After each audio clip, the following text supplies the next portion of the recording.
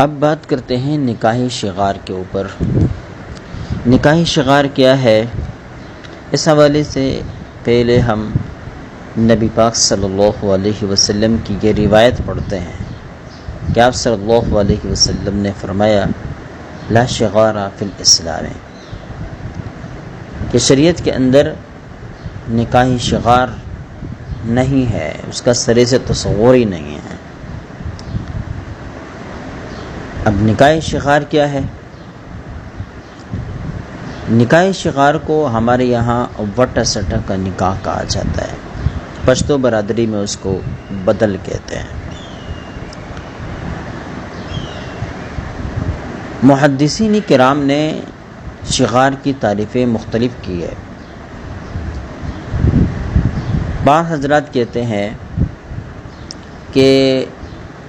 لڑکی لڑکی کے بدلے میں ہو اور درمیان میں کوئی مہر ان کے لیے مقرر نہ کر دیا گیا ہو، بلکہ ایک لڑکی دوسری لڑکی کا گویا کہ مہر قرار دے دی گئی ہے، تو ایسا نکاح نکاح شغار کہلاتا ہے اور یہ شرعاً منع ہے۔ صورت یہ ہے کہ ایک شخص اپنے بہن کا نکاح کسی اور کے ساتھ اس شرط پر کرتا ہے کہ وہ اپنی بہن کا نکاح اس کے ساتھ کر دے، اور نہ اس کی بہن کے لیے اپنی طرف سے کوئی مہر مقرر کرے اور نہ اپنی بہن کا مہر ان سے مقرر کروائے، بلکہ اپنی بہن اس کی بہن کے بدلے میں دے دے، اور یہی دو عورتیں ایک دوسرے کا مہر قرار دے دیا جائے۔ یہ تعریف بعض احادیث میں خود مذکور ہے، البتہ اس تعریف کے بارے میں محدثین کا اختلاف ہے کہ یہ حدیث کا ٹکڑا ہے، حدیث کا حصہ ہے یا نہیں۔ تو بعض حضرات کہتے ہیں یہ حدیث ہی کا ٹکڑا ہے، حدیث ہی کا حصہ ہے، اور بعض حضرات کہتے ہیں کہ نہیں، یہ راوی کی طرف سے نکاح شغار کی اپنی طرف سے کی ہوئی تعریف ہے، حدیث کا حصہ نہیں ہے۔ اب اگر اس کو حدیث کا حصہ مانا جائے تو بھی درست، اگر اس کو حدیث کا حصہ نہ مانا جائے تو بھی درست، اس لیے کہ محدثین کرام اور خصوصاً پھر جب یہ تعریف صحابہ کرام سے منقول ہے، صحابہ کرام کے شاگردوں سے منقول ہے تو قبول کی جا سکتی ہے۔ البتہ یہاں پر یہ بات ہے کہ ایک لڑکی جو دوسری لڑکی کے بدلے میں دی جا رہی ہے، اس طرح نکاح کی کئی صورتیں بنتی ہیں، کچھ صورتیں جواز کی ہے اور کچھ صورتیں عدم جواز کی ہے۔ ایک صورت یہ ہے کہ دو لڑکیوں کا نکاح بالکل ایک دوسرے سے الگ کیا جائے اور کوئی ایک نکاح دوسرے نکاح کے اندر مشروط نہ ہو، یعنی ایک لڑکی کا نکاح کسی خاندان میں ہوا، اس کی رضامندی سے ہوا، اس کے لیے جتنا مہر بنتا ہے اتنے مہر کے ساتھ ہوا، اور لڑکی بھی اس پر راضی ہے اور لڑکا لڑکی کا ہم پلہ بھی ہے۔ پھر لڑکے کے خاندان میں کوئی ایسی لڑکی ہے جو لڑکی کے خاندان والوں کو پسند آ گئی اور لڑکی کے خاندان والوں نے اس لڑکی کا رشتہ الگ طور پر مانگ لیا اور وہ قبول کر لیا گیا، اور اس طرح ان کا نکاح ہو گیا۔ اس میں بھی لڑکی کی رضامندی اور لڑکے کا ہم پلہ ہونا لڑکی کے لیے، اس کا بھی لحاظ رکھا گیا اور مہر بھی الگ طور پر مقرر کر دیا گیا۔ پہلے لڑکی کے مہر کی نسبت سے نہیں، بلکہ خود اس لڑکی کے نسبت سے اس کے خاندان کو دیکھ کر اس کے لیے مہر مقرر کر دیا گیا۔ تو یہ دونوں کا اگرچہ دو خاندانوں میں ہوئے، ایک خاندان کی لڑکی ایک دوسرے خاندان میں گئی اور دوسرے خاندان کی لڑکی پہلے خاندان میں آ گئی اور بدل والی شکل بن گئی، لیکن ابتداءً یہ دونوں ایک دوسرے سے بالکل الگ تلگ ہے، اس لیے یہ بالکل جائز ہے اس میں کوئی قباحت نہیں ہے اور ممانعت کی کوئی وجہ نظر نہیں آتی۔ دوسری صورت یہ ہے کہ ایک خاندان کی لڑکی دوسرے خاندان نے پسند کر دی، یا ایک گھر کی لڑکی دوسرے گھر کی لڑکی کو پسند آ گئی، اور جب اس کا رشتہ مانگا گیا تو دوسرے گھر والے نے کہا کہ تمہاری گھر میں بھی ایک لڑکی ہے جو ہمیں پسند ہے، اگر آپ ان کا رشتہ ہمارے ساتھ کر دیں گے تو بہت ہی اچھا ہوگا، ہم تو اپنی لڑکی کا نکاح تمہارے ساتھ کر دیں گے، لیکن تم اپنی لڑکی کا نکاح اگر میرے بھائی کے ساتھ، میرے بیٹے کے ساتھ کر دو گے تو یہ بہت ہی اچھا ہوگا۔ اور دونوں خاندان، دونوں لڑکیوں کے اولیاء اس بات پر راضی ہو جاتے ہیں، پھر ان دونوں کا نکاح ہو جاتا ہے، اور دونوں لڑکیوں کے لیے الگ الگ مہر مقرر کر دیا جاتا ہے، دونوں لڑکیوں کی رضامندی کا لحاظ بھی رکھا جاتا ہے، اور ساتھ ساتھ جو مہر مقرر کر دیا جاتا ہے وہ دونوں لڑکیوں کی نسبت سے نہیں بلکہ ہر ایک لڑکی کے الگ الگ طور پر۔ تو یہ بھی درست ہے، اگرچہ نکاح دونوں ایک ساتھ ہوئے اور صورت بدل کے بن گئی، لیکن یہ پھر بھی جائز ہے، اس لیے کہ کوئی ایک لڑکی دوسری لڑکی کے لیے بطور شرط کے ذکر نہیں کر دی گئی ہے، بلکہ اپنے اپنے پسند کا اظہار کیا گیا ہے اور ہر ایک کی پسند قبول کر لی گئی ہے۔ تو یہ صورت بھی بالکل جائز ہے اور اس میں کوئی قباحت نہیں ہے۔ تیسری صورت یہ ہے کہ دو لڑکیاں ایک دوسرے کے بدلے میں دے دی جائیں اور ان کے لیے کوئی الگ مہر مقرر نہ ہو، بلکہ ہر ایک لڑکی دوسری لڑکی کا مہر بن جائے۔ مثال کے طور پر ایک آدمی دوسرے آدمی کی بہن کے ساتھ نکاح کرتا ہے اور بدلے میں بطور مہر کے اپنی بہن کا نکاح اس کے ساتھ کر دیتا ہے، تو یہ نکاح شغار ہے، ناجائز ہے، حرام ہے، اور بعض حضرات پر کہتے ہیں کہ یہ نکاح باطل ہو جائے گا، اور بعض حضرات کہتے ہیں کہ یہ نکاح باطل تو نہیں ہوگا، منعقد تو ہو جائے گا، البتہ دونوں لڑکیوں کو مہر مثل دیا جائے گا، اور یہی احناف کا مسلک ہے۔ اب یہاں کسی لڑکی کے لیے کوئی مہر مقرر نہیں ہے، اس وجہ سے یہ شغار ہے، اور احناف چونکہ یہ کہتے ہیں کہ ایک لڑکی دوسری لڑکی کے بدلے میں دے دی گئی ہے تو اس میں فساد آ گیا ہے، اور نکاح ایک ایسا عمل ہے جو شرط فاسد سے فاسد نہیں ہوتا، اس وجہ سے نکاح تو اپنی جگہ پر برقرار رہے گا، البتہ ہر ایک لڑکی دوسری لڑکی کا مہر قرار نہیں پائے گی، بلکہ ہر ایک لڑکی کے لیے الگ الگ مہر مقرر کر دیا جائے گا اور نکاح درست ہوگا۔ جبکہ چوتھی صورت یہ بنتی ہے کہ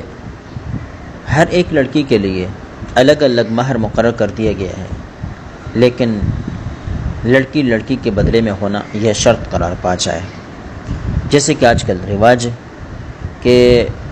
ایک لڑکی کا رشتہ کسی خاندان میں کیا جاتا ہے تو بدلے میں لڑکی مانگی جاتی ہے، بدلے میں لڑکی نہ ملے تو رشتہ کیا ہی نہیں جاتا۔ یہ آج کل ہمارا رواج ہے اور بہت پھیل گیا ہے، خصوصاً ہمارے پختون لوگوں میں، برادری میں، افغانیوں میں، اور اب تو سنا ہے کہ دیگر برادریوں کے اندر بھی یہ عمل شروع ہو گیا ہے۔ اس میں ہوتا یہ ہے کہ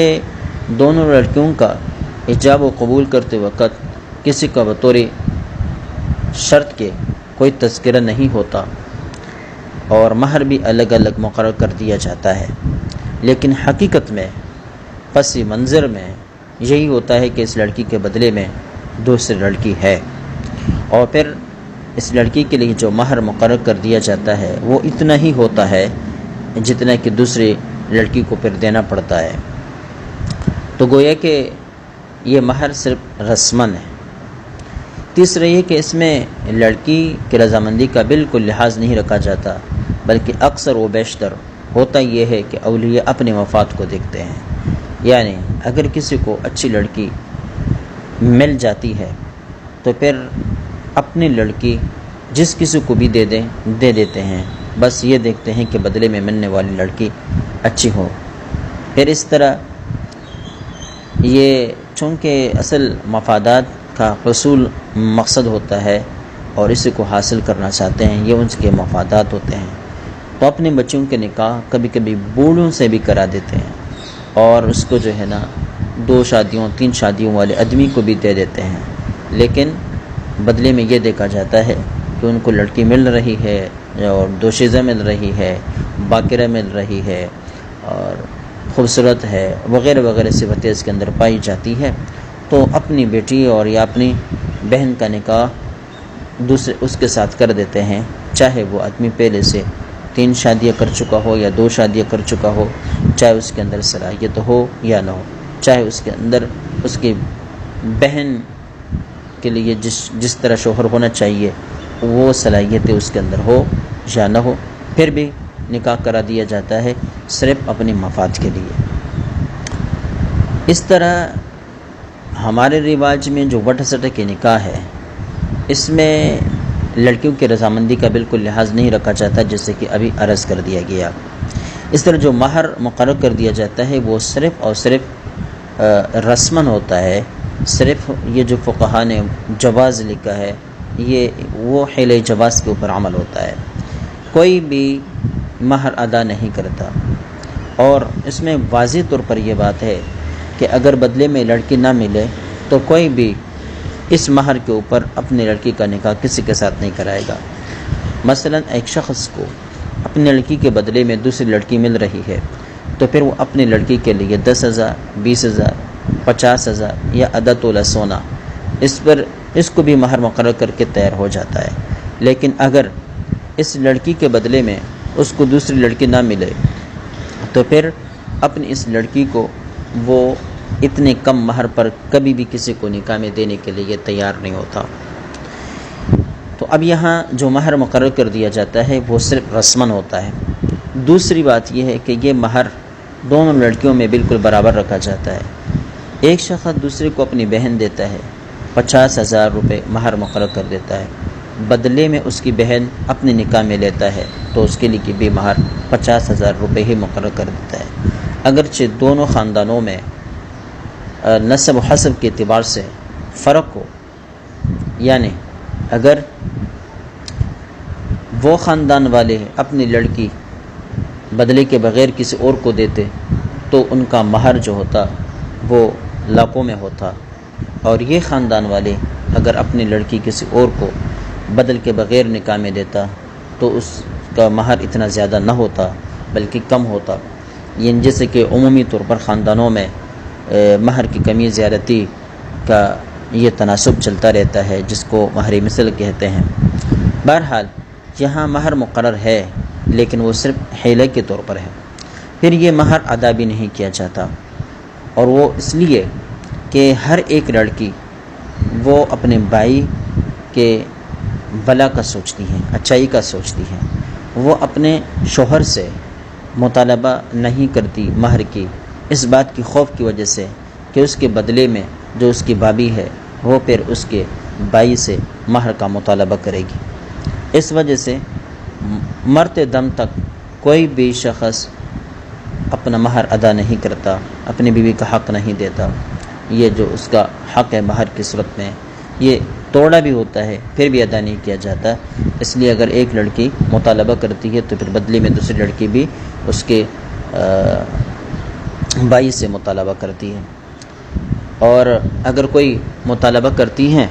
تو والدین کی طرف سے بھی کبھی کبھی اس کے اوپر سختی کی جاتی ہے کہ تم مطالبہ نہ کرو، اس لیے اگر تم مطالبہ کرو گے تم مہر مانگو گی تو تمہاری بھابھی جو ہے وہ ہم سے مہر پھر مانگے گی، اس طرح پھر مہر دو طرفہ ادا نہیں کیا جاتا۔ اسی طرح وٹ سٹ کے نکاحوں کے اندر جو برائیاں ہیں اور وہ ان سے بھی زیادہ گمبھیر اور سخت ہے۔ مثلا یوں سمجھیں کہ اگر کوئی لڑکی واقعتاً اپنے اوصاف کے اعتبار سے کردار کے اعتبار سے اچھی نہیں ہے تو سسرال والے اس کے اوپر کڑی نظر رکھتے ہیں، سختی کرتے ہیں، شوہر بھی اس کے اوپر سختی کرتا ہے۔ بدلے میں جو لڑکی دی گئی ہے وہ بہت اچھی ہے، نیک ہے، صالح ہے، شوہر کی فرمانبردار بھی ہے، لیکن شوہر والے اور سسرال والے اس کے اوپر صرف انتقاماً پھر سختی کرتے ہیں، وہ یہ نہیں دیکھتے کہ بدلے میں جو لڑکی دے دی گئی ہے وہ چونکہ اپنے عادات کی وجہ سے اس کے اوپر سختی ہو رہی ہے سسرال کے یہاں، یہ نہیں دیکھتے، بلکہ وہ یہ کہتے ہیں اور یہ سمجھتے ہیں کہ بس ان کی بیٹی پر جب سسرال کے یہاں ظلم ہوتا ہے تو سسرال کی لڑکی جو جہاں ہے اس کے اوپر بھی وہ ظلم انتقاماً ہوتا رہے گا۔ تو ابھی ایک لڑکی کی برائیوں کا بدلہ وہ دوسری لڑکی سے لیا جاتا ہے، یا ایک کی طرف سے کیے جانے والے مظالم کا بدلہ خود ظالم سے لینے کے بجائے اس کی بہن سے یا اس کی بیٹی سے لیا جا رہا ہوتا ہے، تو یہ قطعاً درست اور جائز نہیں ہے۔ اس طرح اگر کسی بنا پر ان دو رشتوں میں کوئی ایک رشتہ خراب ہو جاتا ہے طلاق کی وجہ سے، تو دوسرے کی طرف کو بھی انتقاماً طلاق سے گزرنا پڑتا ہے، اور پھر یہ دونوں خاندان اور دونوں لڑکیاں ایسی بے نکاح ہو کر مطلقہ ہو کر رہ جاتی ہے۔ ان میں سے ایک کو شاید درست اور جائز طریقے پر طلاق پڑ گئی ہو، لیکن دوسری بالکل انتقاماً اس طلاق سے گزر جاتی ہے۔ تیسری خرابی اس کے اندر یہ ہے کہ اس میں چونکہ اکثر و بیشتر یہ انتقامی معاملات چلتے رہتے ہیں۔ اگر ایک لڑکی اپنے شوہر کے ساتھ خوش ہے، اپنے سسرال میں خوش ہے، وہ بہت ہی کم وقت اپنے میکے میں گزارنے کے لیے آتی ہے، تو دوسری طرف والی لڑکی اگر ایسی نہیں ہے، اپنے سسرال میں خوش نہیں ہے اور وہ میکے آتی ہے تو زیادہ سے زیادہ دن گزارتی ہے، مہینوں تک بیٹھتی ہے، تو انتقاماً اس دوسری لڑکی کو بھی میکے پر طویل عرصے کے لیے بیٹھانے پر مجبور کیا جاتا ہے، اور اگر وہ نہیں بیٹھتی تو والدین اور بھائی وغیرہ کی طرف سے اس کو طعنے سننے پڑتے ہیں کہ تم بڑی جو ہے وہ ہو شائق ہو کہ تم شوہر کے پاس جانا چاہتی ہو، یہ وہ۔ اس طرح چوتھی خرابی اس کے اندر یہ ہے کہ اگر ایک لڑکی کا شوہر ایک جائز اور مناسب وجہ کے بنا پر دوسرا نکاح کرتا ہے، مثلا وہ صاحب استطاعت ہے، اس کی ضرورت ہے، بڑا آدمی ہے، مہمان ہے، ضیافت ہے، وغیرہ وغیرہ بہت سارے مسائل ہیں، ان مسائل کے پیش نظر وہ دوسرے نکاح کرتا ہے، جبکہ اس کی بہن جس کے نکاح میں ہے اس کی یہ حیثیت بالکل نہیں ہے، لیکن وہ یہ کہتا ہے کہ اگر تم ضرورت مند ہونے کے باوجود بھی دوسرا نکاح کرو گے تو ہم بھی تمہاری بہن کے اوپر دوسرا نکاح کریں گے۔ پھر دوسرا نکاح ہو بھی جاتا ہے، اس کی وجہ یہ ہے کہ دوسرا نکاح بھی وہ بدل کی صورت میں کرتے ہیں، لڑکی دے کر، کبھی کبھی دو لڑکیاں دے کر ایک ایک نکاح کیا جاتا ہے۔ مثلا اگر مجھے زیادہ عمری کی وجہ سے کوئی رشتہ نہیں مل رہا، لیکن اگر میں دو لڑکیاں کسی کو دوں گا تو میرا رشتہ مل جائے گا، تو ایسی صورت میں کبھی کبھی انتقاماً دوسرے کو دکھانے کے لیے اپنی دو لڑکیاں دو رشتے دے کر ایک رشتہ کروایا جاتا ہے۔ یہ صرف انتقامی معاملہ ہوتا ہے۔ تو یہ سارے مفاسد جو ہے وٹا سٹا کے نکاح کے اندر پائے جاتے ہیں، نہ اس میں لڑکی کی رضامندی کو دیکھا جاتا ہے، نہ شوہر لڑکیوں کا ہم پلہ ہوتا ہے، اور نہ ان میں جو مہر مقرر ہوتا ہے یہ کوئی مناسب مہر ہوتا ہے، بلکہ صرف رسماً ہوتا ہے، اور پھر یہ ادا بھی نہیں کیا جاتا۔ پھر اس میں بہت ساری انتقامی کارروائیاں بھی ہوتی ہے۔ تو اس بنا پر وٹا سٹے کے نکاحوں سے اجتناب کرنا چاہیے، اور لڑکیاں اس سے انکار کر دیں۔ اگر لڑکیاں اس سے انکار کر دیں گی تو وہ نافرمان بالکل نہیں قرار پائیں گے۔ میں تو یہ سمجھتا ہوں کہ وٹا سٹے کے نکاحوں سے بالکل اجتناب کرنا چاہیے۔ لڑکیاں انکار کر دیں، باپ ان کو مجبور کرے تو باپ کی بات ہی نہ مانے، اور جو ہے اس صورت میں باپ کے نافرمان اور گنہگار بھی نہیں ہوں گے، بلکہ بلوغ ہونے کا انتظار کریں، اور جب کوئی مناسب رشتہ ملے تو وہاں پر اپنا رشتہ